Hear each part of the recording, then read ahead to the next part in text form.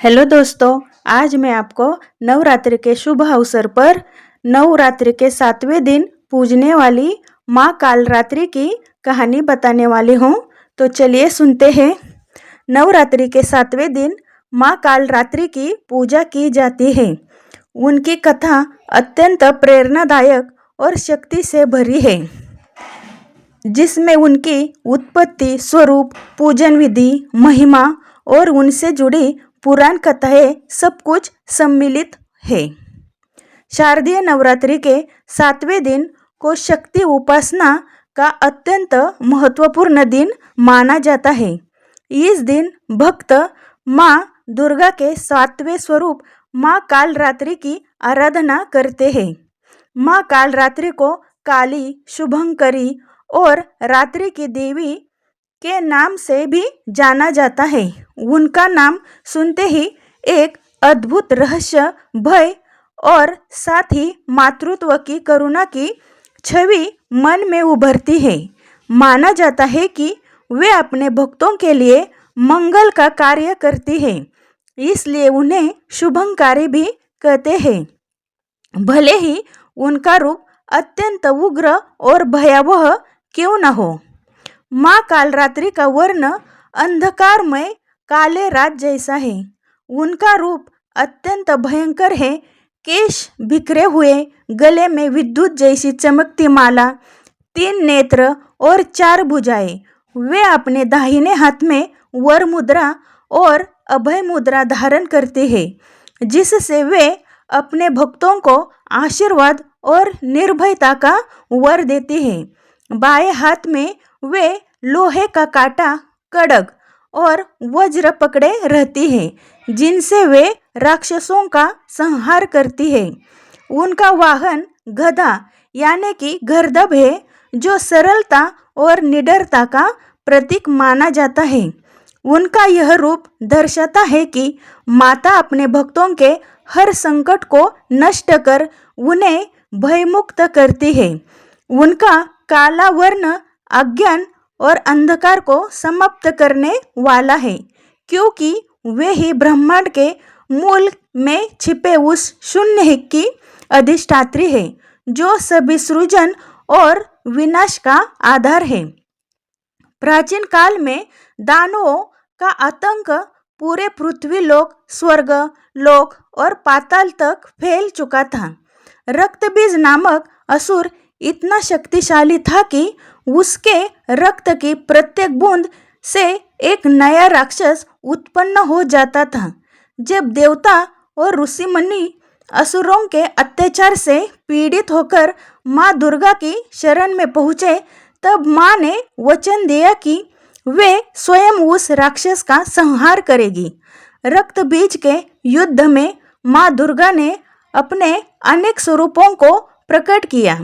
जब राक्षसों का संहार करना कठिन हो गया, तब माँ ने अपने भीतर छिपी परम उग्र शक्ति को प्रकट किया। उसी शक्ति से प्रकट हुई माँ कालरात्रि।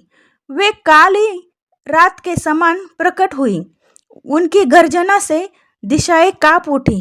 उन्होंने अपने विशाल मुख से रक्त बीज के रक्त को पी लिया, ताकि उसकी कोई भी रक्त की बूंद धरती पर न गिरे और नए असुर उत्पन्न न हो।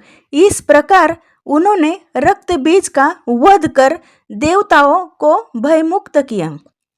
महिषासुर का वध करने के लिए भी देवी को अपना उग्र रूप धारण करना पड़ा। महिषासुर बार बार अलग अलग रूप बदलकर माँ को छलने का प्रयास करता था। कभी वह सिंह, कभी हाथी, कभी महिष, भैंसा बन जाता। अंततः देवी ने अपना कालरात्रि का स्वरूप धारण कर उसके प्रत्येक मायावी रूप को नष्ट कर दिया और अंत में उसका वध कर धर्म की रक्षा की। नवरात्रि के 7वें दिन प्रातः स्नान कर घर को शुद्ध किया जाता है। माता की प्रतिमा या चित्र को लाल या नीले वस्त्र से सजाया जाता है।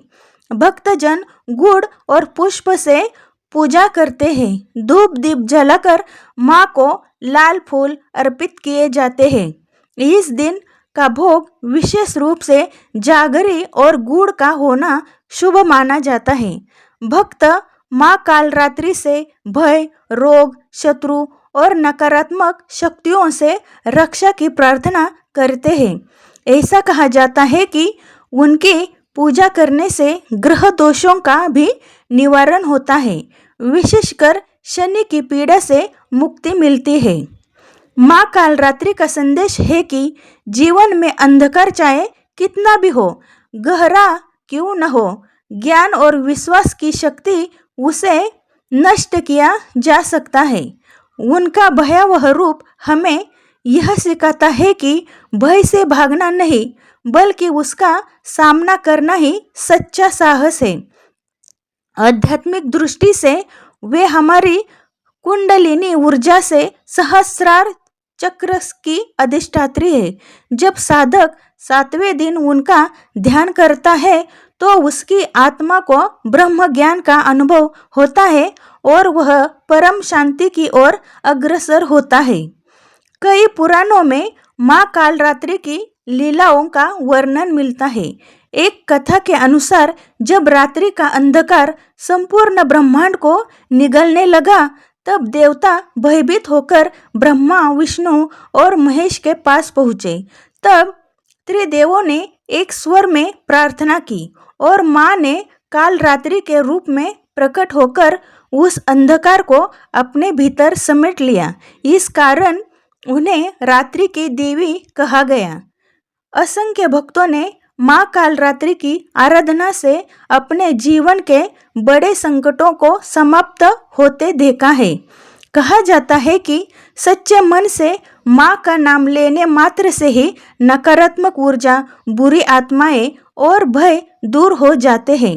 गृह कलह, आर्थिक संकट, शत्रु बाधा या मानसिक अशांति जैसी समस्याओं में माँ का ध्यान अद्भुत फल देता है। कई साधक बताते हैं कि 7वें दिन साधना करने से मन में ऐसी ऊर्जा आती है जो जीवन को नई दिशा देती है। माँ कालरात्रि की कथा हमें यह सिखाती है कि अंधकार के बाद ही उजाला है।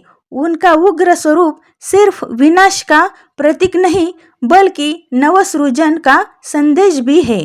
वे हमें यह प्रेरणा देती है कि हमें अपने भय का सामना करना चाहिए और अपने भीतर की शक्ति को पहचानना चाहिए।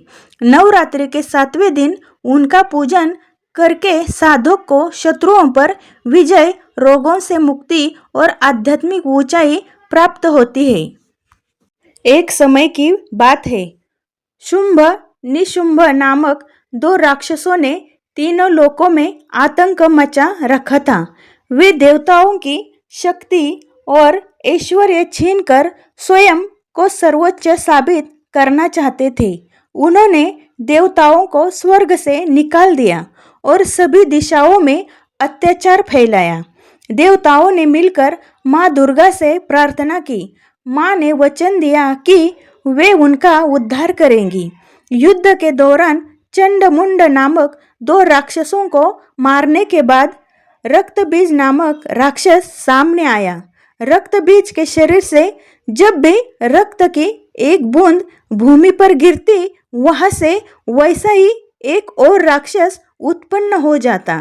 रक्तबीज की यह शक्ति देखकर सभी देवता और देवी परेशान हो गए। तभी माँ दुर्गा के क्रोध से माँ कालरात्रि प्रकट हुई।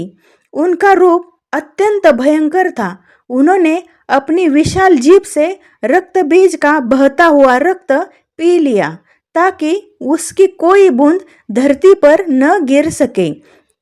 इस प्रकार रक्तबीज का अंत हुआ और देवताओं को फिर से स्वर्ग प्राप्त हुआ। तो चलिए दोस्तों, अब हम जानते हैं माँ कालरात्रि के उपासना से साधक को कौन सा आशीर्वाद मिलता है। भय, शत्रु और बाधाओं से मुक्ति मिलती है। जीवन में आने वाले अंधकार और कठिनाइयाँ दूर होती है। साधक को आध्यात्मिक शक्ति, साहस और आत्मविश्वास प्राप्त होता है। तो चलिए दोस्तों, अब हम जानते हैं माँ कालरात्रि के मंत्र के बारे में। ओम कालरात्रे नमः या ओम देवी कालरात्रे नमः, इस मंत्र का जाप करने से भी सभी प्रकार की नकारात्मक शक्तियाँ दूर होती है और मन में शांति आ जाती है। तो चलिए दोस्तों, आपको ये मेरी माँ कालरात्रि की कहानी कैसे लगी मुझे कमेंट में ज़रूर बताइए और वीडियो को लाइक कीजिए और चैनल को सब्सक्राइब कीजिए।